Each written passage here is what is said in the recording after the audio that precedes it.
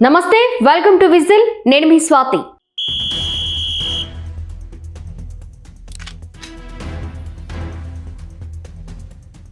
జోగి రమేష్ ఏ ఎండకు ఆ గొడుగు పట్టడంలో మేటి. అధికారంలో ఉన్నప్పుడు రెచ్చిపోవడం, ఓడిపోయిన తరువాత ఎదురుదాడి చేయడం, ఇదే జోగి స్పెషల్. ఇంకా చెప్పాలంటే చేసిన తప్పులు కప్పిపుచ్చుకునేందుకు ఏకంగా కులం కార్డు కూడా తీస్తారు. బీసీలపై కక్ష, బీసీలపైన చిన్నచూపు అంటూ బేల కబుర్లు అన్నీ చెప్తారు. అదే అధికారంలో ఉన్నప్పుడైతే మాత్రం కులం చూడం, మతం చూడం, అందరికీ సమన్యాయం అంటూ పెద్ద పెద్ద మాటలు చెప్తారు. సొంత పార్టీ నేతలపై కూడా రాజకీయాలు చేయడానికి జోగి వెనుకాడలేదు. 2 నియోజకవర్గాలలో వైసీపీ ఓడిపోవడానికి జోగి కారణం అనేది సొంత పార్టీ నేతలే చేస్తున్న ఆరోపణ. అయినా సరే అధినేత దగ్గర మాత్రం నేనే మీ బానిసను, మీరే నా దేవుడు అంటూ కబుర్లు చెప్పి కాలం గడిపేస్తుంటారు.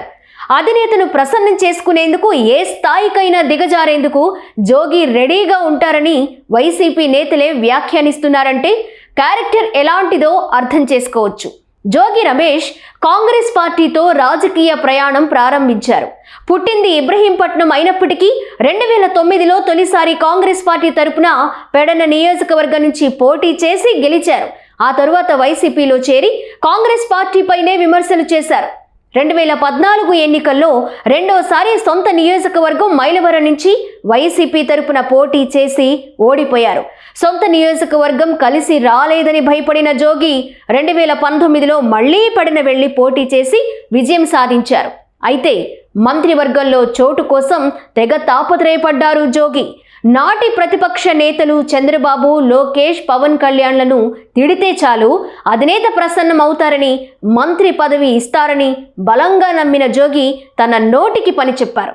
టీడీపీ అధినేత, నాటి ప్రతిపక్ష నేత, Z+ కేటగిరీ రక్షణలో ఉన్న చంద్రబాబు ఇంటిపైకి దాడికి వెళ్లారు. ఏకంగా 1000 మందిని వెంటేసుకుని దాడికి యత్నించారు జోగి. ఈ విషయం అంతా అక్కడి సీసీ కెమెరాల్లో రికార్డ్ అవ్వడంతో జోగి పైన అప్పట్లో పోలీసులకు ఫిర్యాదు కూడా చేశారు. అయినా సరే నాటి వైసీపీ ప్రభుత్వం చర్యలు తీసుకోలేదు. ఇక జోగి చేష్టలకు మెచ్చిన నాటి సీఎం వైఎస్ జగన్ తన మంత్రివర్గంలో స్థానం ఇచ్చారు. దీంతో మరింత రెచ్చిపోయారు జోగి.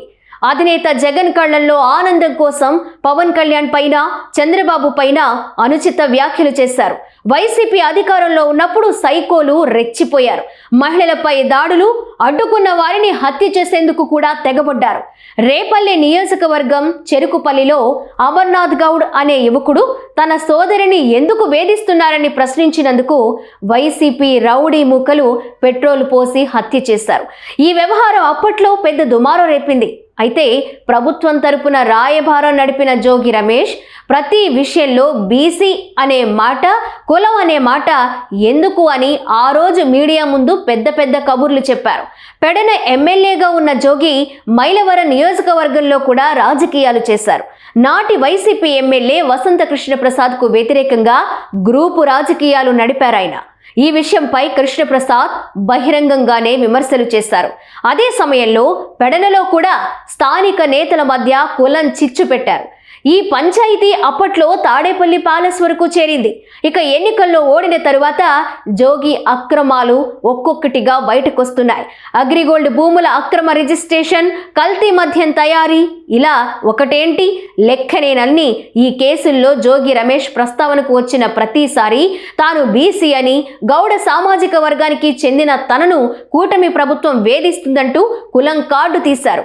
జోగి కుమారుడిని అరెస్ట్ చేసినప్పుడు, కల్తీ మద్యం తయారీ కేసులో జోగి రమేష్ను అరెస్ట్ చేసినప్పుడు కూడా కులం కార్డు ప్రయోగించేందుకు నానా పాట్లు పడ్డారాయన. బీసీలపై కుట్ర, బీసీలపై వేధింపులు అంటూ పెద్ద పెద్ద డైలాగులు చెప్పారు జోగి. చేసిన తప్పు బయటపడడంతో ప్రమాణాలు చేస్తా, బీసీ నేత అంటూ జోగి నాటకాలాడుతున్నారని సొంత పార్టీ నేతలే విమర్శలు చేస్తున్నారు.